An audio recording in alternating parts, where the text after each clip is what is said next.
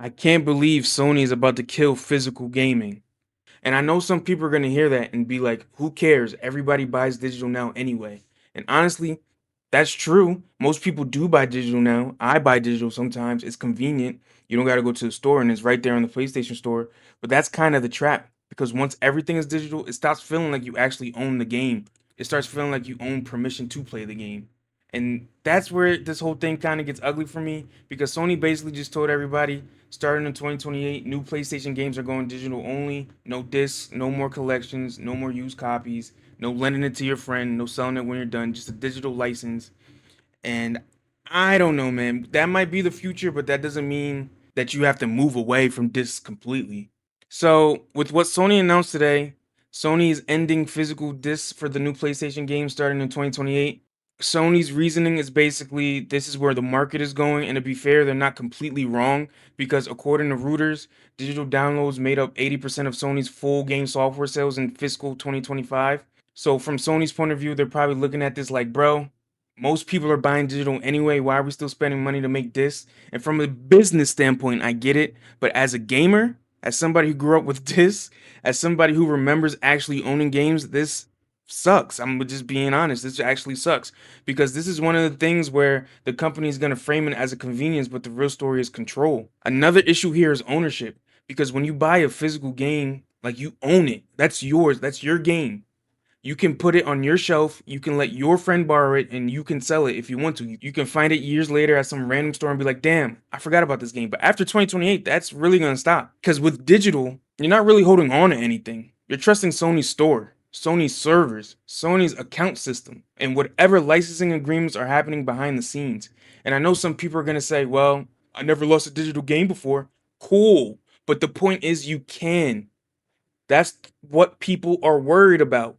Your account gets banned, problem. Game gets delisted, problem. Store shuts down, problem. Server goes away, problem. And yeah, maybe Sony says you can still download purchase stuff for the foreseeable future, but that phrase is exactly why people don't trust this. For the foreseeable future is not forever. That's corporate language for you're good for now. And I don't know about y'all, but I don't like spending $80 on something, and the best promise I can get is you're good for now. Now, I'm not going to sit here and act like physical games are perfect and digital games are evil. Digital is convenient. Sometimes digital is better. You can preload games. You can buy a game at midnight. You don't have to go anywhere. You don't need shelf space. You can just sit on your couch and download whatever you want. I get why people like it. But this is where I think people get tricked. Convenient doesn't always mean better for the consumer. Sometimes convenient just means the company has more control and you have less control. Because with digital only, Sony controls the store, Sony controls the prices, Sony controls the discounts, Sony controls whatever they say they want to control. That's why companies love this, and that's why Microsoft is next. Not because it's better for you, but because it's better for them. And look, I know some people are going to say this is just old head nostalgia. Maybe it is a little bit, but I don't care. There's something different about physical games. Walking into GameStop, Walmart, Target, Best Buy, wherever, and seeing the cover art, picking up the case, reading the back. I'll never forget the feeling when I popped open Modern Warfare 2 for the first time back in 2009.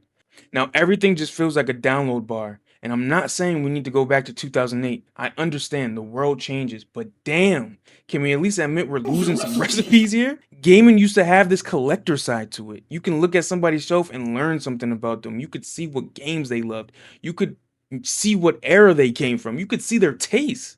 And another reason this looks bad is because Sony is also shutting down old PlayStation stores. The PS3 and PS Vita stores are getting phased out. And yeah, Sony says previously purchased content will still be downloadable for the foreseeable future, but again, that phrase is the problem because every time these companies talk about digital libraries, it's always this weird language.